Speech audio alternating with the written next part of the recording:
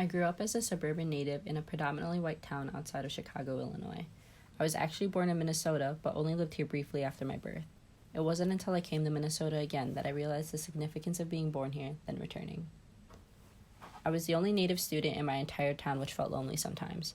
I didn't grow up knowing my culture much, despite going to my tribe's yearly powwow and rodeo, but I knew I was native, and that's how I was identified by my peers throughout elementary, middle, and high school. It was something I wasn't sure what that meant, though. I knew words from Dakota language here and there that my mom taught me, but really that was the extent of it.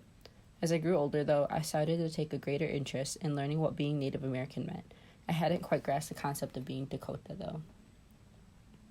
I took a larger interest in Dakota language probably my junior year of high school. I started skimming through language books that my mom had and listened a bit more to my Kushi when she spoke. It wasn't something I took too seriously, though, just a side hobby almost. Senior year came around, and I was accepted into the University of Minnesota Twin Cities. I had been accepted by other colleges, but the U stood out the most to me.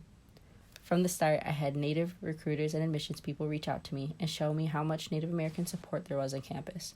When I came for a visit, they told me about the Dakota language program. This was something none of the other colleges had ever done for me.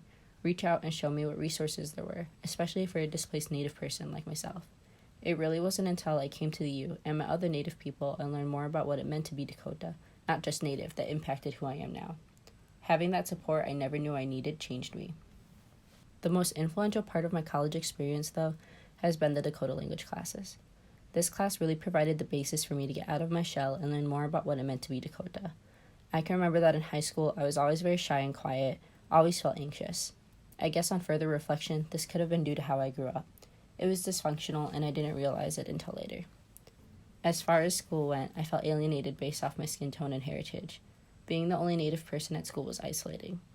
I also never realized how different my home life was compared to others.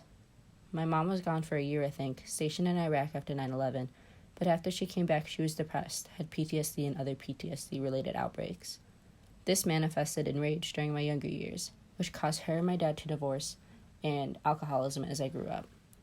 I don't really remember her much before she went to Iraq. I suppose hindsight is 20/20, but I think I'm realizing how much that impacted me now. But through the language program here, I've come out of that shell and have become very involved in learning more about my culture.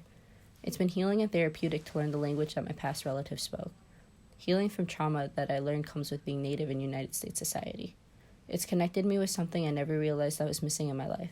I was never super close with either of my parents' families, but reconnecting with the language encouraged me to get closer with my mom's side of the family.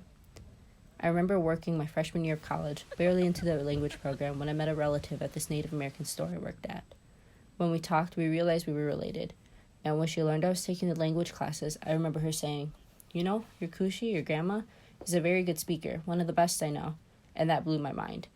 That one sentence really encouraged me to learn Dakota as much as I could. Now I had this direct connection I never really realized existed. This encouraged me to continue on my path. I don't think I'd be as successful where I am right now if I hadn't become more understanding of what it means to be Dakota. In a way, it's almost like I was called to come back here to Minnesota. I was born here, but never considered this my home. But then I learned the creation story for Dakota people and learned that Minnesota is Dakota homeland after I started going to school here. It's like coming full circle. If I hadn't come here, hadn't taken the language classes, I don't think I'd be nearly as successful as I am now.